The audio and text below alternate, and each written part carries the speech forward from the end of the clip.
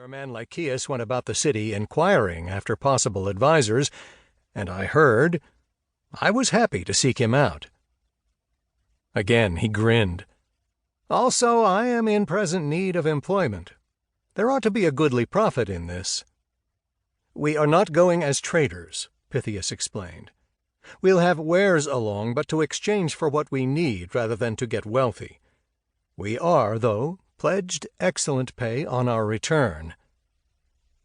I gather the city is not sponsoring the venture. Correct. A consortium of merchants is. They want to know the chances and costs of a sea route to the far north, now that the Gauls are making the land dangerous. Not tin alone, you understand. Tin may be the least of it.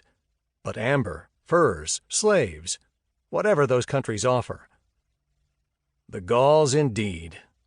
Nothing else be said. They had poured over the mountains to make the nearer part of Italy theirs. A long lifetime ago, war chariots rumbled, swords flashed, homes blazed, wolves and ravens feasted across Europe.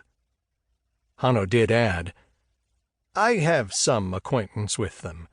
That should help. Be warned, the prospects of such a route are poor.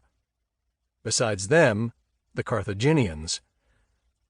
I know. Hanno cocked his head. Nevertheless, you are organizing this expedition. To follow knowledge, Pythias answered quietly. I am fortunate in that two of the sponsors are more intelligent than most. They value understanding for its own sake. Knowledge has a trick of paying off in unexpected ways. Hanno smiled. Forgive me, I'm a crass Phoenician. You're a man of consequence in public affairs. Inherited money, I've heard. But first and foremost, a philosopher. You need a navigator at sea, a guide and interpreter ashore. I believe I am the one for you. Pythias's tone sharpened. What are you doing in Massalia?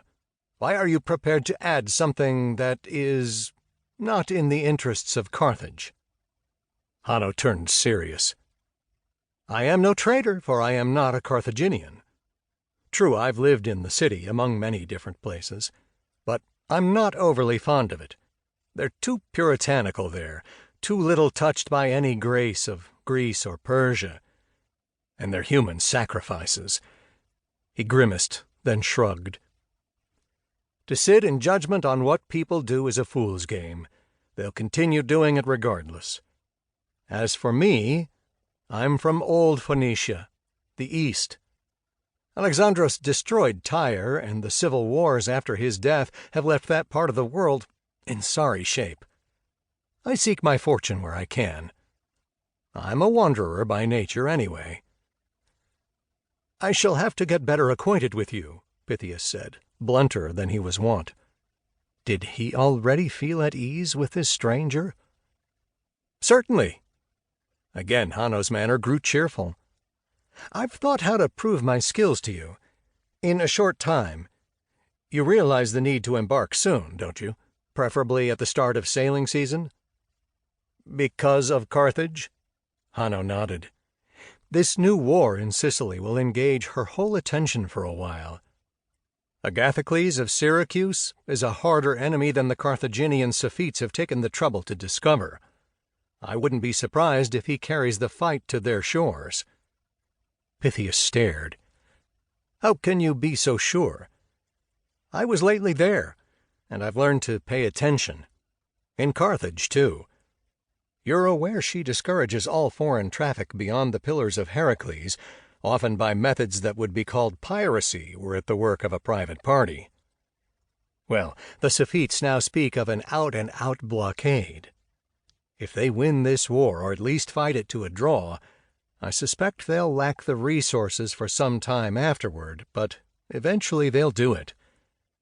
Your expedition will take a pair of years at least, likelier 3, very possibly more. The earlier you set forth, the earlier you'll come home, if you do, and not run into a Carthaginian patrol. What a shame, after an odyssey like that, to end at the bottom of the sea or on an auction block.